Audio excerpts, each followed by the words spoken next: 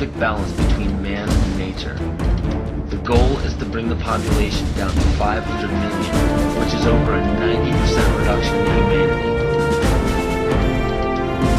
Open your eyes today as if you've never seen the world before, and you will begin to notice that the goal of population reduction is everywhere around us.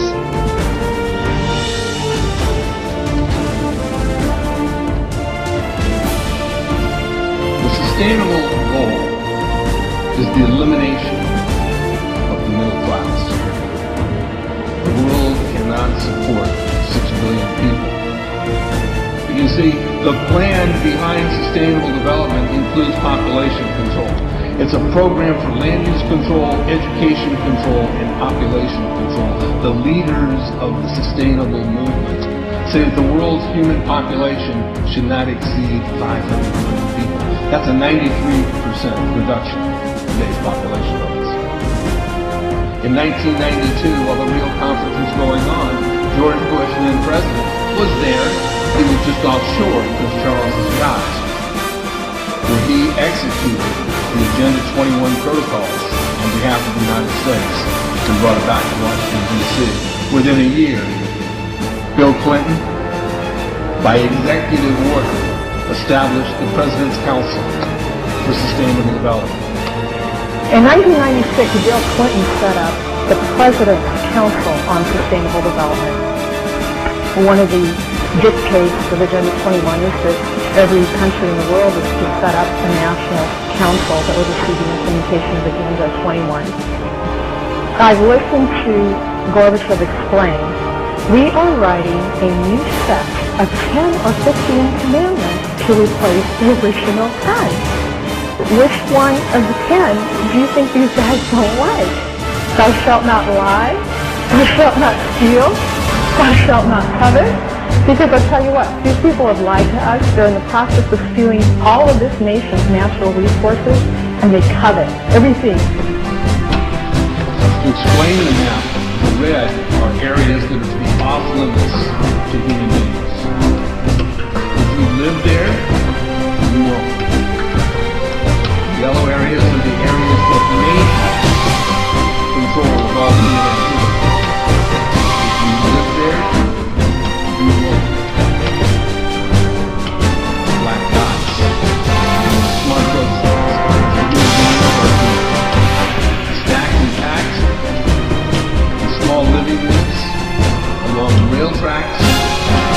Smart road program ultimately has jobs assigned and children cared for by the state.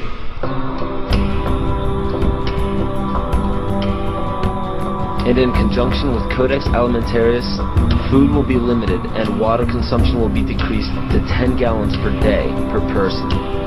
That is over a 90% reduction in people's average daily water consumption. And along with shortages of food and water, food we will be provided with will be genetically manipulated and nutrient deficient. Genetic manipulation of food causes complications in metabolizing and utilizing food for energy. In June of 2003, scientists reported that the gene sequence of the inserted genes into crops had actually changed their order, that had re-scrambled. So the genetic inserts are not stable. Another laboratory confirmed this and found that it changed in the same varieties in different ways that they had tested. So not only is it unstable and changing, it's not even uniform in the way it's changing. This is incredibly dangerous. Nutrient deficiencies due to Codex's planned vitamin and mineral ban will cause billions of preventable diseases. Both of these will ultimately lead to billions of deaths. The question is then, how do they do it? How in the world are they getting it? Let me assure you that absolutely nothing that I'm going to tell you is exaggerated, is interpolated, or is imagined. Everything I'm going to tell you is documented.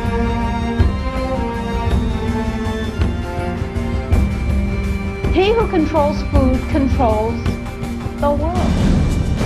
Well, they said in 1962, we're going to work toward total global implementation of Codex Alimentarius on December 31st, 2009. There were They're sort of guidelines.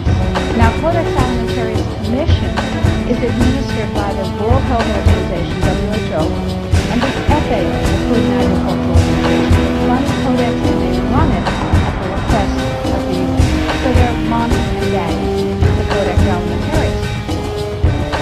In 1994, Codex, with no notice here in this country whatsoever, declared nutrients, put on your intellectual seatbelt, declared nutrients to be toxins.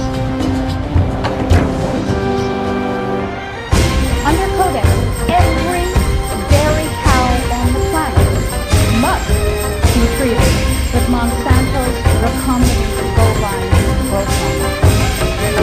Furthermore, under Codex, every animal used for food on the planet must be treated with subclinical antibiotics and must be treated with exogenous growth hormone. If you do the numbers in the WHO FAO projections, the epidemiological projections, they estimate, not I, that just the vitamin and mineral guideline alone, when it goes into global implementation on December 31st, 2009, will result in a minimum of 3 billion, that's B, bad, big, billion